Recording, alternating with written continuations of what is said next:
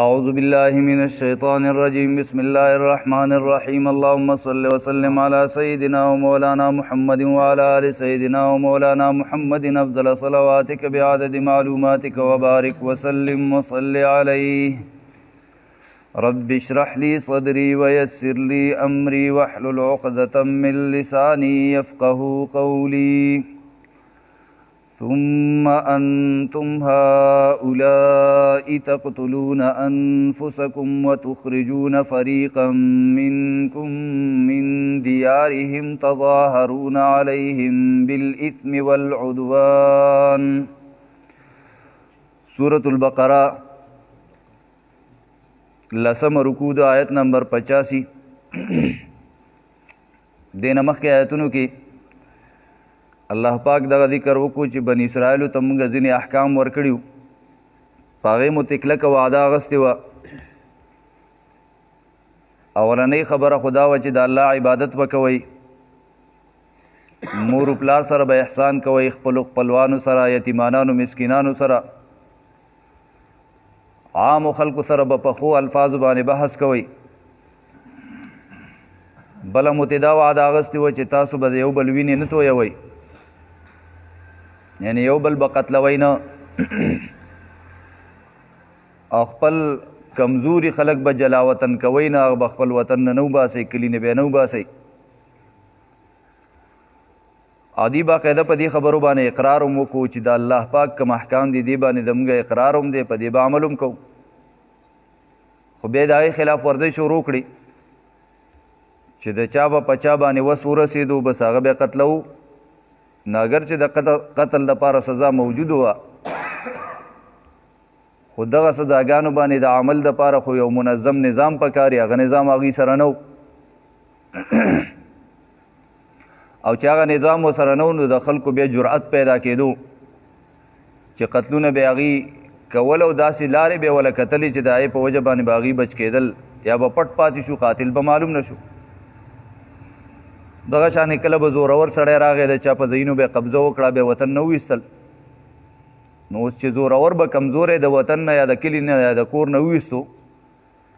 نو دې نورو له پکار وه چې د ده لاس یې نیولی وی دې منع کړی وی خو دا چې کم کس به زورور و نو د نورو کمزورو خلکو یا درمیانه خلکو یا د هغه په شان زورورو خلکو هغه به باقاعده د هغه ملاتړ او تعاون کو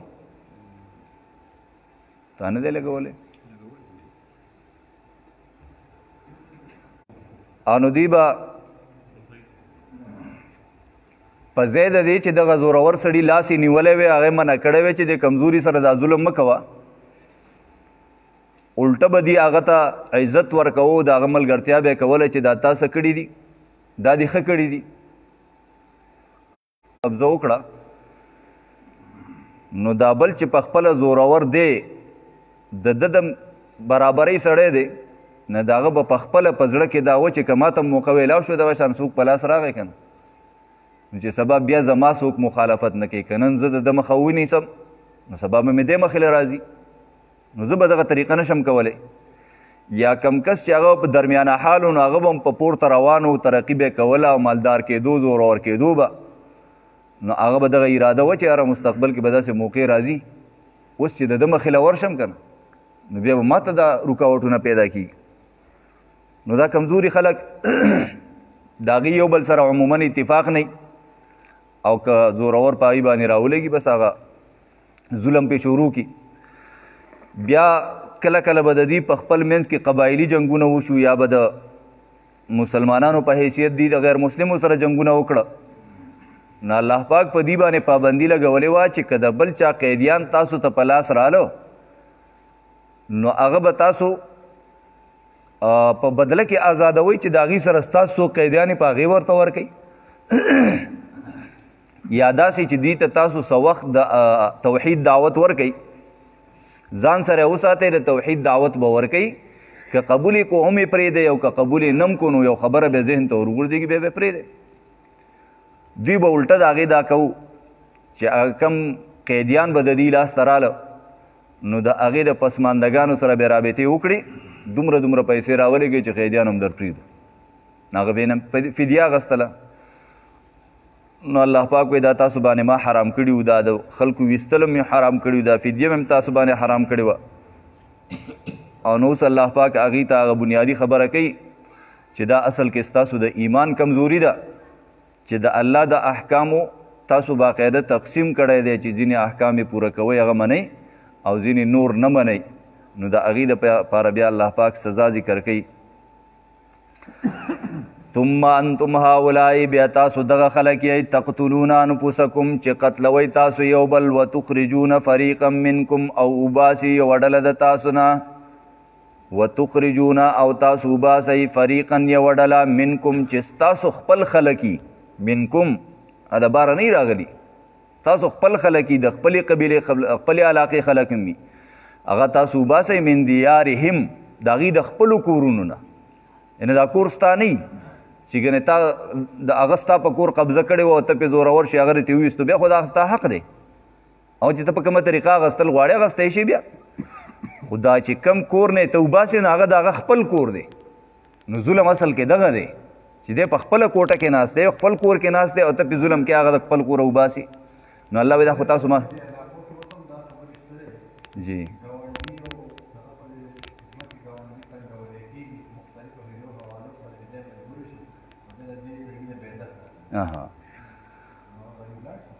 او نو بس طریقې جدا جدا دي خو ظلم هغه فطري طور خو ظلم د ابتدا نه چې څنګه انسان را شروع کړی هغه شان روان دی نو دغه انسان چې کم په ښکاره باندې زور نه رسي وسې نه رسي نو هغه بیا بل انسان ته مشکلات پیدا کوي هغه ته تکلیف جوړوي څوک وایي دا لار دله نه در کومه څوک وایي زما د کوی نه به اوبه نه راوړي څوک وایي زما په طرف باندې به نه راځي دا څنګه چل دی ورو دی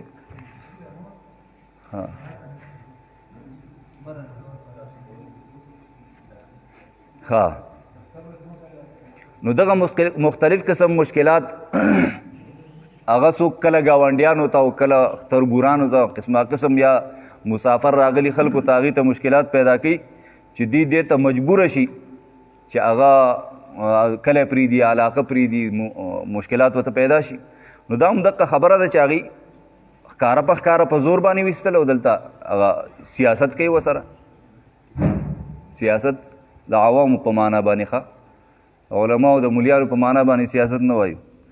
عوام وایي سیاست دوکې ته وایي په دوکه باندې لعنت دی پخوا هم و اوس هم دی آینده به مي دغه ګنده سیاست نه دی الله زموږ حفاظت وکړي الله د انتخلاص کړي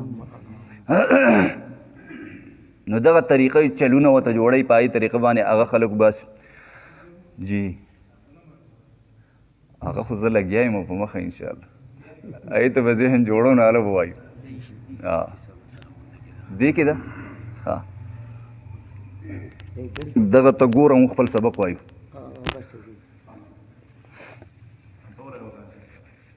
او دا غټ راکوز که دغې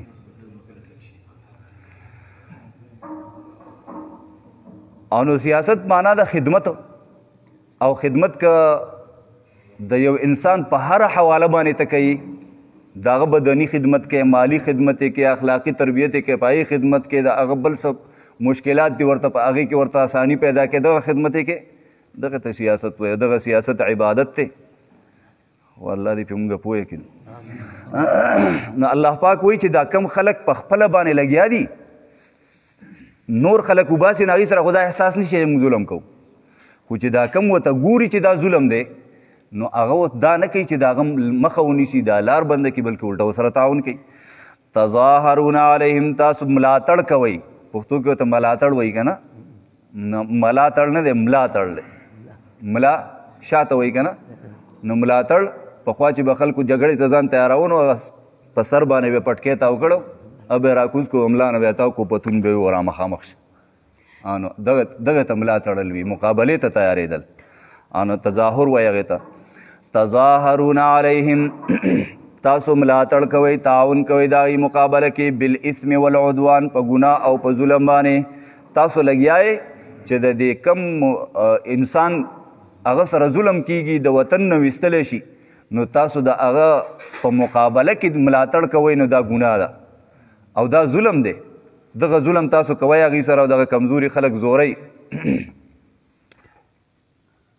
صحیح دی.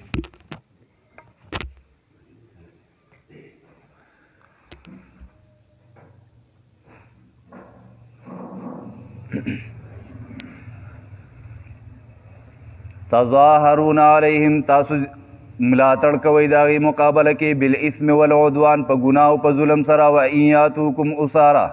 او که راشي تاسو ته قیدیان تفادوهم تاسو فدیه اخلئ هغې نه تاسو فدیه اخلئ. غزوه بدر کې اویا کسان کافران د مسلمانانو قید کې راله او نبی علیه الصلاة والسلام صحابه کرامو سره مشوره وکړه وی دې سره څه وکړو. نو دا ابوبکر صدیق رضی الله عنه مشوره ورکړه وی یاره جي دا خو څوک دی خو زموږ خپل تربوران دي څوک هم د تره زامن دي څوک هم د ترور زامن دي بعد هغه مکې معظمې نه راغلي دي دغه یو قریش دي لکه د هغه مطلب دا و چې نرمي ورسره وکړئ بس پرېږدئ دغه شان خیر دی که لږه لږه فدیې ترې واخلئ او نو هغه به ښی خیر دی. عمر فاروق رضی الله تعالی عنه نه تپوس وکړو نو هغه ورته په مکه معظمه کې موږ 2 سپېږموله راوستي وطن هم ورته پرېښودو کور هم پرېښودو هر څه هم پرېښودو دلته ترې رالو په زرګونه میله لرې ترې رالو او دلته مو اوس په ارام نه پرېږدي. زید ابن خطاب پکې زما رور دی هغه ما ته حواله کړه عقیل رضی الله عنه پکې د علي صاحب رور دی هغه ته حواله کړه بس سرونه ترې کټ کوو بس دغه فیصله پکار ده. عمر فاروق رضی الله عنه دغه رایه ورکړه او نبی علیه الصلاة والسلام د ابوبکر صاحب رایه خوښه کړه نو الله پاک وی چې د عمر صاحب دا رایه ښه وه ما کان لرسول ان یکون له اسرى حتی یثخن فی الارض. تاسو ویلی دي سوره انفال کې سکولونو والا حتی یثخن فی الارض چې په ځمکه کې وینې نه توی کړي نو قیدیان دی نه راولي بس سرونه ترې کټ کوئ. لکه ابتدا کې دغسې پکار وه د رعب قایمولو دپاره خو بیا هم الله پاک دغه نبی علیه الصلاة والسلام فیصلې ته غلطه نه ده ویلې چې ګنې تاسو فدیه ولې واغسته او بني اسرائیل باقاعده د فدیه اخیستو نه منع کړی شوي دي نو چې هغه منع کړی شوي دي بیا اخیستله نو الله پاک یې په هغې باندې مذمت کوي. او نبی علیه الصلاة والسلام د هغې نه چې کومې فدیه واغسته هم بر انعام وي چا سره څه وي یا ورکړي چا سره نه وي دغه شانې پرېښوده. نو الله پاک وایي وَإِن يَأْتُوكُمْ أُسَارَىٰ او کراشي ستاسو لاسو ته قیدیان تفادوهم تاسو هغې نه فدیې اخلئ وهو محرم علیکم او دا حرامه د تاسو باندې اخراجهم او ویستل د دي دا فدیه اخیستل هم تاسو باندې حرام دي او د هغې اخراج هم تاسو باندې حرام دی. نو چې کوم حرام کارونه دي هغه تاسو د هغې ارتکاب کوئ چې کوم حلال کارونه دي جایز کارونه دي په هغې کوم تاسو ځینې کوئ او ځینې نه کوئ نو دا خو بیا د غټې کمزورۍ اظهار کوي نو دا د ایمان په حواله باندې ستاسو کمزوري ده. افتؤمنون آیا تاسو ایمان راوړئ ببعض الکتاب په بعضې حصه د کتاب وتکفرون ببعض او تاسو کفر کوئ په بعضې نورو باندې د کتاب په ځینې حصه باندې ایمان راوړئ په ځینې باندې نه راوړئ نو د کتاب په ځینې حصه باندې ایمان او په ځینې باندې کفر ځینې نه انکار دا د مکمل ایمان نه خلاصېدل دي. دا چې کم عقاید مونږ وایو که نه تاسو ته ما بار بار وایو آمنتو باللهګانې ورته مونږ وایو چې آمنتو بالله و ملائکته نو اوس په الله مو ایمان دی نو الله خو یو دی و ملائکته دا جمع ده په ټولو ملایکو مې ایمان دی په یو مې پکې نشته نو دا تقسیم په دې کې ممکن نه دی. ایمان چې په ټولو به یو شانی اوس ملائک څوک دي چرته دي څومره دي څه کوي دا یې سره کار نشته. ملائکې د الله یو مخلوق دی مونږ نه لیدلی دی نه مو سره څه ملاقات شوی دی نه راته څه کیفیت معلوم دی خو الله وایي شته بس مونږ وایي شته نو ایمان دغه ته وایي. دریم مونږ وایي وکتبه د الله په کتابونو مو ایمان دی نو مونږ ته تورات انجیل زبور معلوم دي دا کتابونه مونږ نمونه اورېدلي دي دا بار بار مونږ اورو نو د هغې راته پته ده خو د دې نه علاوه نور څومره کتابونه راغلي دي دا یې باره کې اختلاف دی څومره دي څومره نه دي صحیح تعداد نه دی معلوم خو زما او ستا به عقیده دا وي چې د الله د طرفه څومره کتابونه راغلي په ټول زموږ ایمان دی. اوس یو سړی وایي چې یو کتاب دی چېرته ما ته پته نشته او په هغې مې ایمان نشته نو دا داسې لګي چې په ټولو ایمان نشته. دغه شان د انبیاو خبره ده دغه شان د قرآن مجید خبره ده نو قرآن مجید ته د الحمدلله والناس پورې څومره قرآن مجید دی په ټول مې ایمان دی که یو آیت وایي چې دا پکې څوک وایي زه نه منم لکه ټول قرآن چې نه مني ځکه دا تجزي نه قبلوي دا تقسیم نه قبلوي تقسیم نه مني ټول قرآن او یو آیت نه انکار او ټول قرآن نه انکار دا یو شان دی. نو الله پاک وایي چې د قرآن مجید کې یا په بل کتاب کې خو احکام دي د الله پاک. نو چې کله یو سړی دا نور ټول احکام مني یو حکم پکې نه مني، ګورې جي یو منل دي یو کول دي. ګورې ښه دا بحث چې کوم د منلو روان دی، دا د عقیدې خبره ده. یو منل دي یو کول دي. ایمان تعلق د منلو سره دی. ایمان او اسلام دا د منلو نوم دی. نو چې کله یو سړی وایي قرآن منم خو د قرآن مطابق عمل نه کوي، نو د عمل نه کول دویمه وروستو خبره ده، او دا منلې اولنۍ خبره ده د منلو. نو چې کله یو سړی مني او بیا پې عمل نه کوي، نو دا خبره د کفر نه ده. بیا عمل نه کولو باندې سړی نه کافر کیږي، خو د نه منلو سړی کفر ته رسي.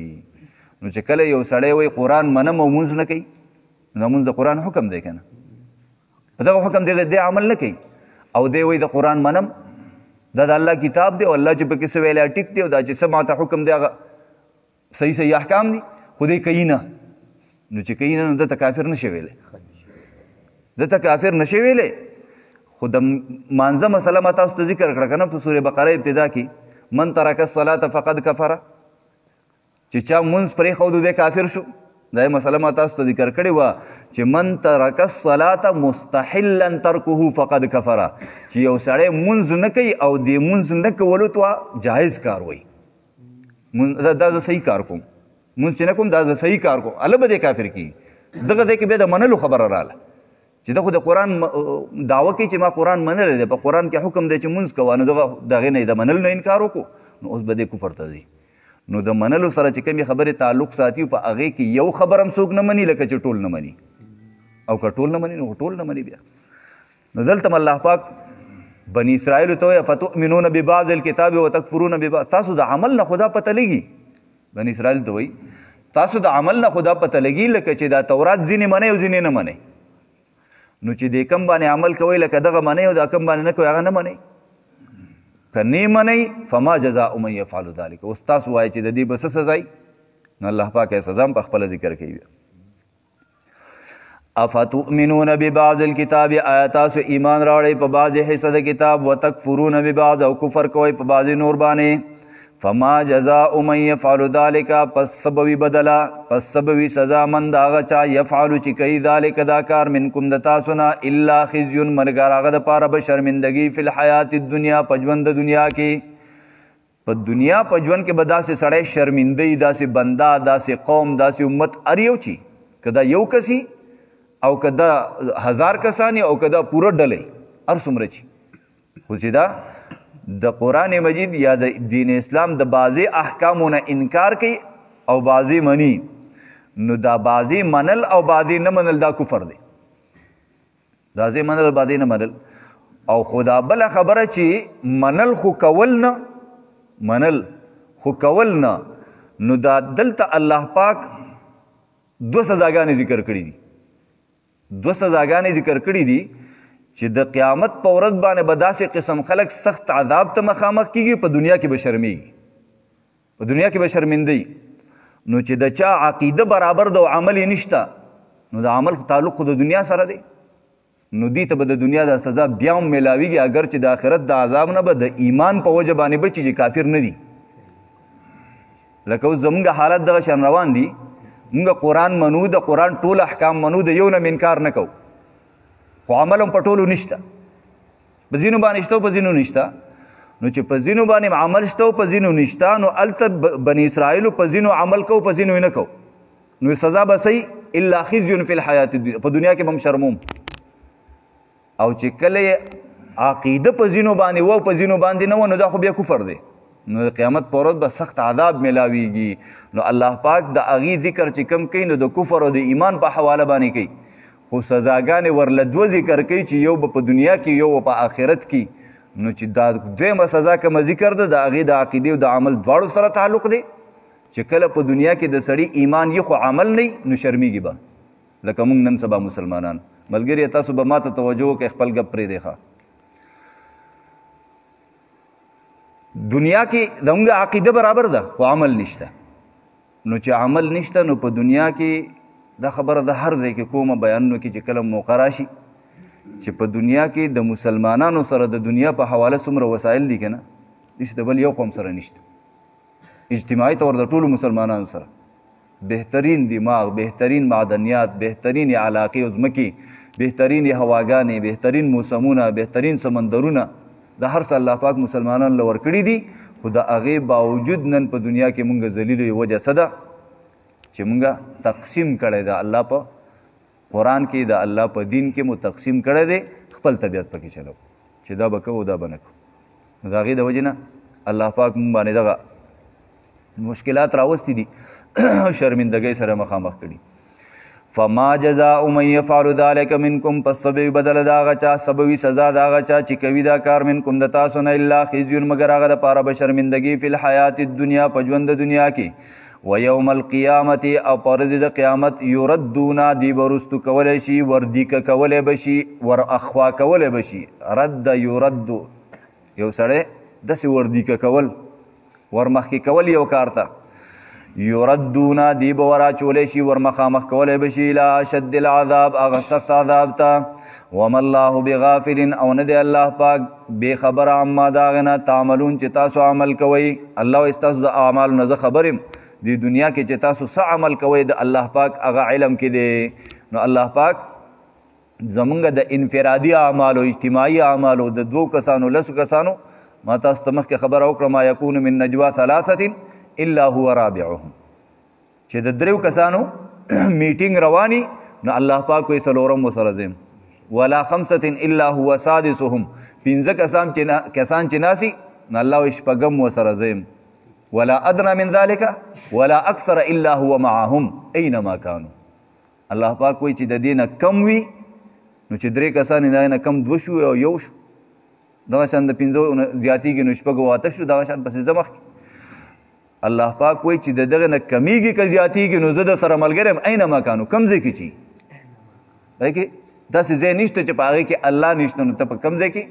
میټینګ کوي او یا څه ګناه کوي یا د ګناه سوچ کوي هغه الله نه پټېږي نه. اولئک الذین اشتروا الحیات الدنیا دغه کسان و اغستی دی ژوند د دنیا بالآخرت په مقابله د آخرت کې. اشتروا الحیات الدنیا دی اختیار کړی دی غوره کړی دی ژوند د دنیا بالآخرت په مقابله د آخرت کې. کلم چې داسې موقع راشي چې په هغې کې یو 2 کارونه داسې چې یو کې ستا د دنیا پیدا یي خو د آخرت پکې نقصان یي د دنیا دی پکې فایده یي خو د آخرت دی پکې نقصان یي او بل یو کار داسې چې په هغې کې د دنیا هم پیدا یي د آخرت پکې هم پیدا یي بل کار داسې چې په هغې کې صرف د آخرت پیدا یي د دنیا پکې څه نقصان نه وي. دا هر قدم باندې امتحان روان دی زموږ چې یو ځای کې داسې ده چې په هغې کې ستا دنیا پیدا شتې خو الټه د آخرت نقصان دی. دکان دی کولاو کړی دی د مانځه ټیم شو نو دکان بند کا جومات ته لاړ شه که دکان دی کولاو کو نو دنیا به څه لږه وګټي خو د آخرت نقصان دی وکړو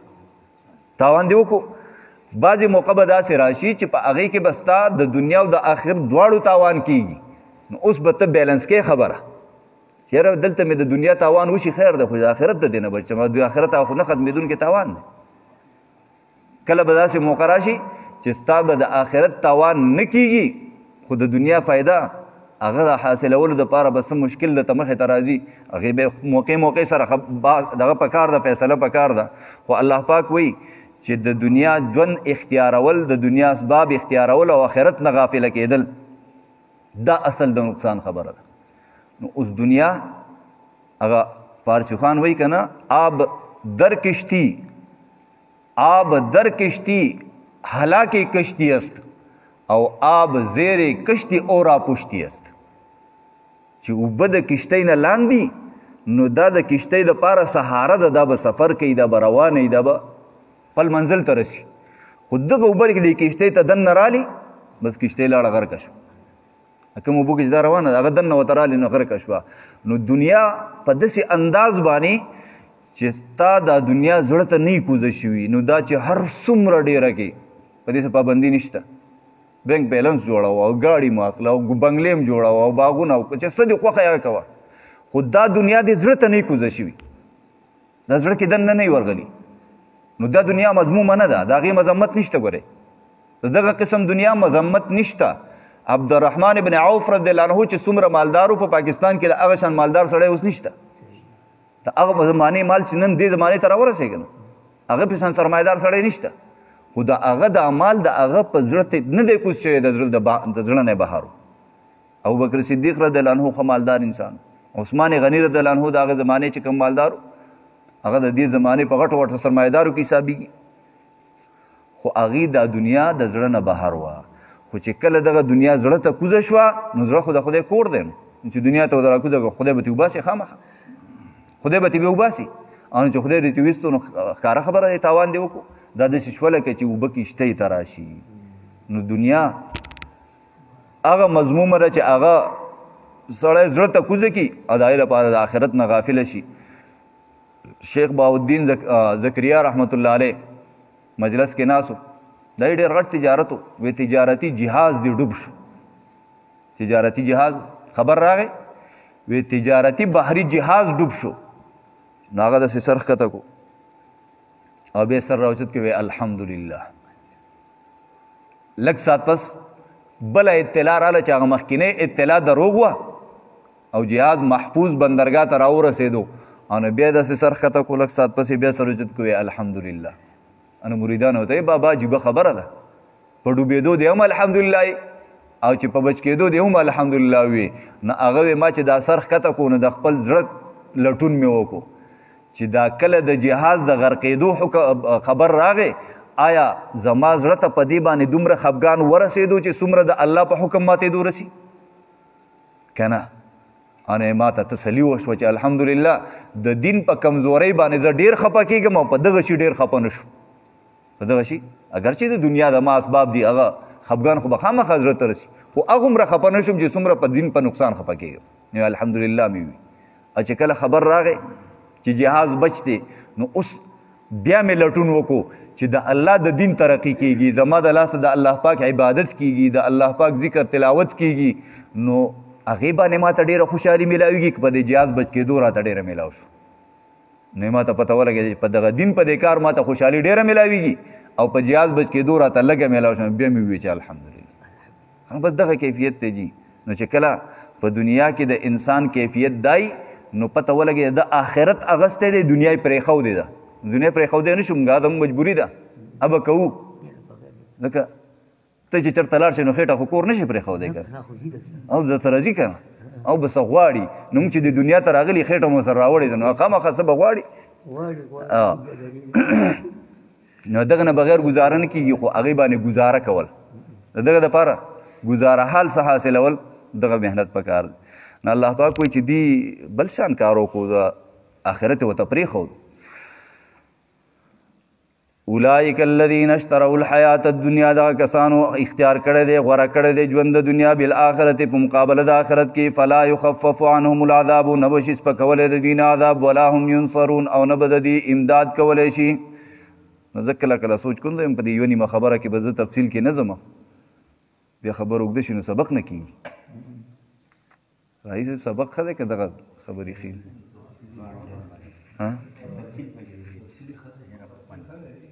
ښه دی که نه؟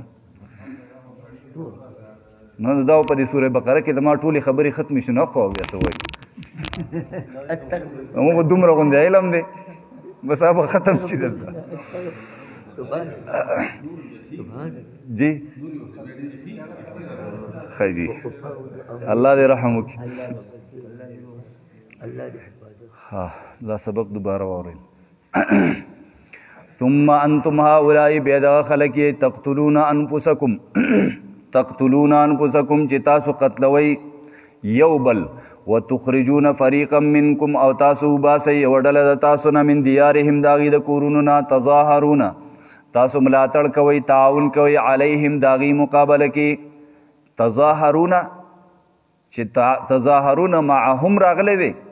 نو تاسو تعاون کوئ د هغې سره، خو د یو علا موږ له دا پیدا را کړه چې دا مقابله وایي، چې د هغه کسانو ملګرتیا کوئ، د هغه کسانو تعاون او ملاتړ کوئ چې هغه دغه کسان وباسي. دا صرف په علا کې دا پته ولګېده، نور پکې دغه ذکر نشته چې چا سره تعاون کوئ. تاسو تظاهرون علیهم تاسو ملاتړ کوئ د دې مقابله کې د دغه کمزورو خلکو مقابله کې بالاثم والعدوان په ګناه او ظلم باندې وان یاتوکم اسارا او کراشي تاسو ته قیدیان تفادوهم ان تاسو فدیه اخلی یغینا وهو محرم علیکم ادا حرام دي تاسو باندې اخراجهم او استل دي افتؤمنون آیا تاسو ایمان راوړئ ببعض الکتاب په بعضې حصه د کتاب وتکفرون ببعض او تاسو کفر کوئ په بعضې نور فما جزاء من یفعل ذلک منکم فما جزاء پس سبوي سزا من داغه چا یفعل منکم چې کوي د تاسو نه یفعل ذلک کوي دا کار منکم د تاسو نه الا خزي مگر هغې دپاره شرمندګي د فی الحیات الدنیا په ژوند د دنیا کې و یوم القیامت په ورځ د قیامت یردون دی به ور اخوا کولی شي الی اشد العذاب هغه سخت عذاب ته وما الله بغافل او نه دی الله پاک بې خبره عما د هغې نه تعملون چې تاسو عمل کوئ اولئک الذین اشتروا الحیات الدنیا دغه کسانو غوره کړی ژوند د دنیا بالآخرت په مقابله د آخرت کې فلا یخفف عنهم العذاب نه به شي سپکولی دي نه عذاب ولا هم ینصرون او نه به د دې امداد کولی شي اللهم ذكرنا من القرآن ما نسينا وعلمنا منه ما جهلنا واذكرنا تلاوته آناء الليل وآناء النهار اللهم حبب إلينا الإيمان وزينه في قلوبنا وكره إلينا الكفر والفسوق والعصيان وجعلنا من الراشدين اللهم أحسن عاقبتنا في الأمور كلها واجرنا من خزي الدنيا وعذاب الآخرة اللهم اسقنا غيثا مغيثا مريئا مريعا نافعا غير ضار عاجلا غير آجل اللهم اسق عبادك وبهيمتك وانشر رحمتك وأحيي بلدك الميت وهو الذي ينزل الغيث من بعد ما قنطوا وينشر رحمته وهو الولي الحميد وصلى الله تعالى على خير خلقه